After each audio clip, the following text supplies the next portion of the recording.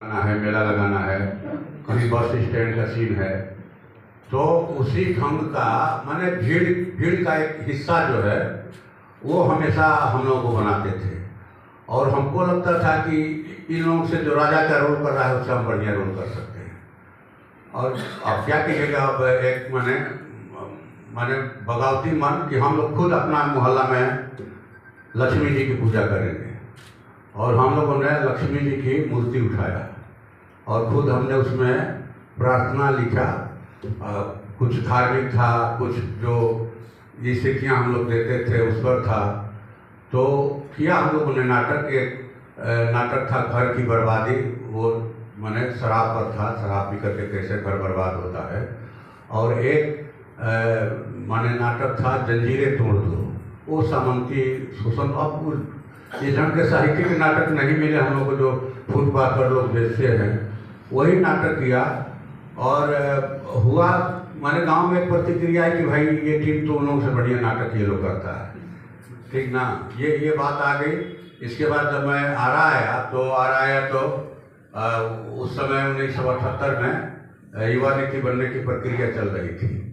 तो संपर्क किया लोग कि नाटक करना है। हम बोले कि भाई नाटक हम तभी करेंगे जब पहली बार नाटक गांव में, हम बोले कि गांव में भी करना होगा नाटक, और हमारे गांव से शुरुआत होगी, पौना से।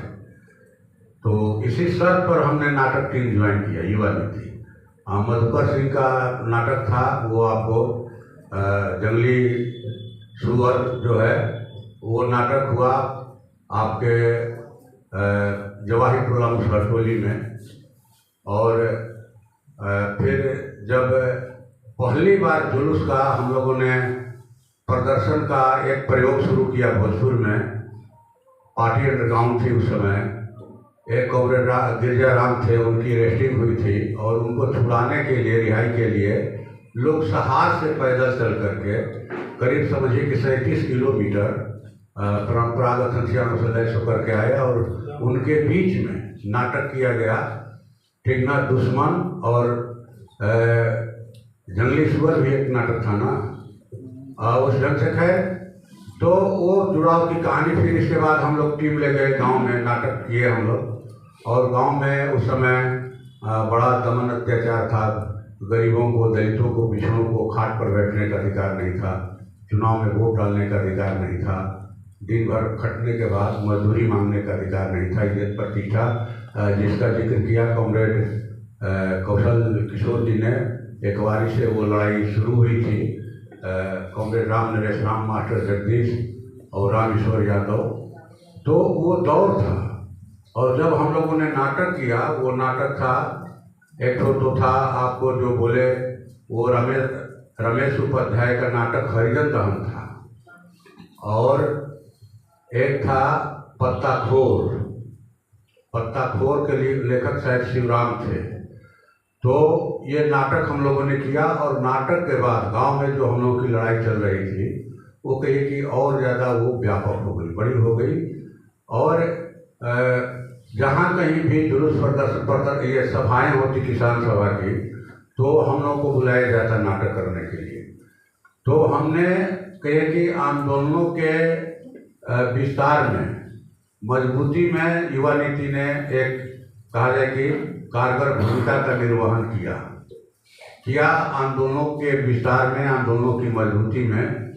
और हम लोगों के नाटक गीत भी जो है उस दौर में, जैसे कॉमरेड गोरख पांडे, विजेंद्र अनिल जी, रमाकांत द्विवेदी रमता, इनकी माहेश्वर जी, इन सबकी रचनाएं जो है उन्होंने भी काफ़ी मददी भूमिका निभाया। तो इस पर तो हमें यही कहना है कि हमेशा एक तरह की स्थिति नहीं होती है देश में कि हमेशा जो है सामंतवाद विरोधी संघर्ष तीखा रहेगा, या फिर नए संदर्भ में जो स्थितियाँ पैदा हुई हैं, ऐसा लगता होगा कि भाई अभी लग रहा है कि सब कुछ दब गया है, सब कुछ जो है धीमा हो गया है।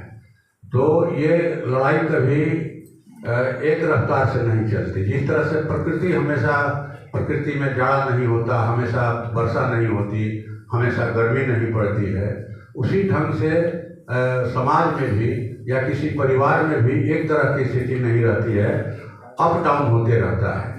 तो उस अप डाउन से घबराने के बजाय हमें नए ढंग से खुद को संवारना है, संगठित करना है और इसको आगे बढ़ाने के बारे में सोचना है।